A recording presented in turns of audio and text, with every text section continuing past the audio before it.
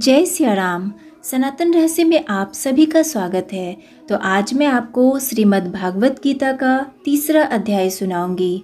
लेकिन इससे पहले एक रिक्वेस्ट है कि अगर आप मेरे चैनल पे नए आए हैं या आपने अभी तक हमारे चैनल को सब्सक्राइब नहीं किया है तो जल्दी से सनातन रहस्य को सब्सक्राइब करके उस लाल वाले बटन को दबा दीजिए।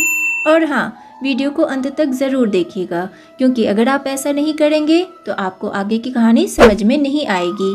तो चलिए शुरू करते हैं आज के इस वीडियो को। भगवान श्री कृष्ण की ब्रह्म ज्ञान की बात सुन अर्जुन ने पूछा, हे प्रभु, यदि आपने कर्मों की अपेक्षा ज्ञान को श्रेष्ठ माना है तो आप मुझे इस भयंकर कर्म में क्यों लगाते हैं? मुझे तो ऐसी बात बताइए जिससे मेरा कल्याण हो जाए। निष्पाप अर्जुन, इस लोक में 2 प्रकार की निष्ठा मैंने पहले कही है, ज्ञानियों के ज्ञान भोग से और भोगियों के निष्काम कर्म योग से। किंतु किसी भी मार्ग के अनुसार कर्म को अपना स्वरूप त्याग देने की आवश्यकता नहीं है, क्योंकि मनुष्य ना तो कर्म के ना करने से निष्कर्म को प्राप्त होता है और ना ही कर्म को त्याग कर भगवत साक्षात्कार रूप सिद्धि को प्राप्त होता है। अतः सर्वथा कर्मों का स्वरूप से त्याग भी नहीं हो सकता, क्योंकि पुरुष किसी काल में क्षण मात्र भी बिना कर्म किए नहीं रह सकता। निसंदेह सभी पुरुष प्रकृति से उत्पन्न हुए गुणों द्वारा परवश हुए कार्य करते हैं। इसलिए जो मूढ़ बुद्धि पुरुष कामेंद्रियों के वश में होकर इंद्रियों के भोगों की मन में चिंता करता है, वह मिथ्याचारी अथवा दंभी कहा जाता है। और जो पुरुष मन से इंद्रियों को वश में करके अनासक्त होकर कामेंद्रियों से कर्म भोग का आचरण करता है, वह श्रेष्ठ है। इसलिए तुम शास्त्र विधि द्वारा नियत स्वधर्म रूप कर्म को करो, क्योंकि कर्म को ना करने की अपेक्षा कर्म करना श्रेष्ठ है, तथा कर्म ना करने से तुम अकर्मण्य कहलाओगे। हे अर्जुन, बंधनों के भय से कर्मों का त्याग करना भी योग्य नहीं है, क्योंकि यज्ञ अर्थात विष्णु जी के निमित्त किए हुए कर्म के अतिरिक्त अन्य कर्म में लगा हुआ मनुष्य कर्मों द्वारा बंधता है। इसलिए मैं तो तुमसे यही कहूँगा कि आसक्ति से रहित इस परमेश्वर के निमित्त भली प्रकार आचरण कर कर्म ना करने से तुम पाप के भागी बनोगे, क्योंकि प्रजापति ब्रह्मा जी ने यज्ञ सहित प्रजा को रचकर कहा कि यज्ञ द्वारा तुम लोग वृद्धि को प्राप्त करो, और यह यज्ञ तुम लोगों की मनोवांछित कामनाओं को देने वाला हो, तथा तुम लोग इस यज्ञ द्वारा देवताओं की उन्नति करो और वे देवता तुम लोगों की उन्नति करें।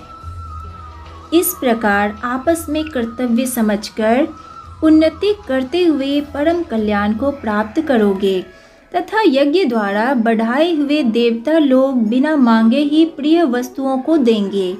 इनके द्वारा दिए गए भोगों को जो पुरुष बिना दिए ही भोगता है, वह निश्चित ही चोर है।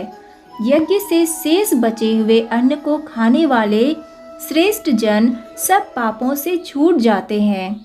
जो प्राणी अपने शरीर के पोषण के लिए ही पकाते हैं, वे पाप के भागी बनते हैं, क्योंकि संपूर्ण प्राणी अन्न से पोषित होते हैं।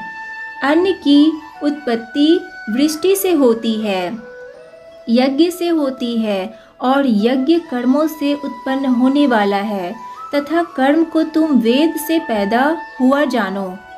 वेद अविनाशी परमात्मा द्वारा पैदा हुए हैं।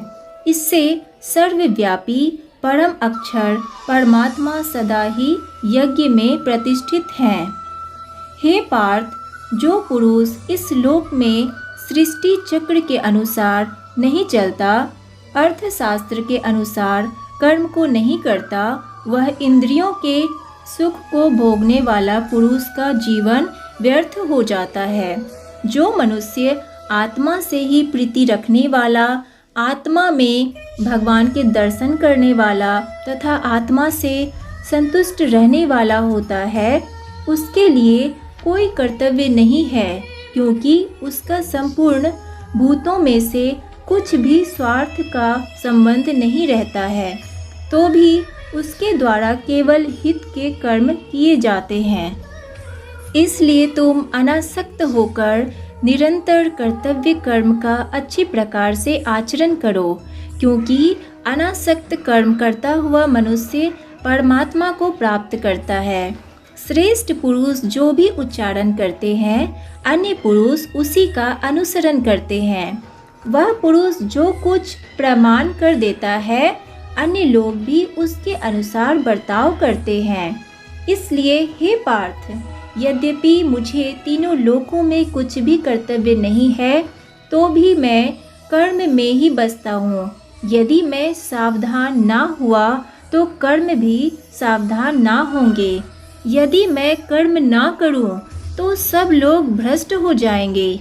इसलिए मैं तुम्हें यह बात फिर समझाता हूँ कि जो मनुष्य जैसा कर्म करेगा उसे वैसा ही फल प्राप्त होगा। ज्ञानी पुरुषों को चाहिए कि अज्ञानियों के लिए कोई श्रद्धा मन में ना रखे, किंतु स्वयं परमात्मा के स्वरूप में स्थिर होकर सब कर्मों को अच्छी तरह करते हुए उनसे भी वैसे ही करवाए। हे अर्जुन, वास्तव में संपूर्ण कर्म प्राकृतिक गुणों द्वारा किए हुए हैं, तो भी अहंकार से मोहित हुए अंतःकरण वाला मनुष्य मैं करता हूँ ऐसा मान लेता है। परंतु हे महाबाहो, गुण तथा कर्म के तत्व को जानने वाला ज्ञानी पुरुष संपूर्ण गुणों में बसते हैं, ऐसा मानकर आसक्त नहीं होता है। प्रकृति के गुणों से भरे पुरुष गुण और कर्मों में आसक्त होते हैं। उन मूर्ख और अज्ञानी लोगों से भली भांति समझने वाले पुरुष दूर ही रहें।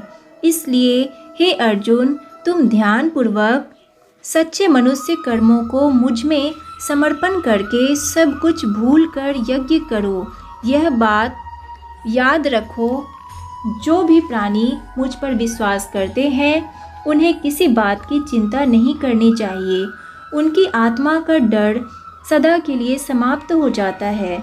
जो लोग अज्ञानी हैं वही डरते हैं।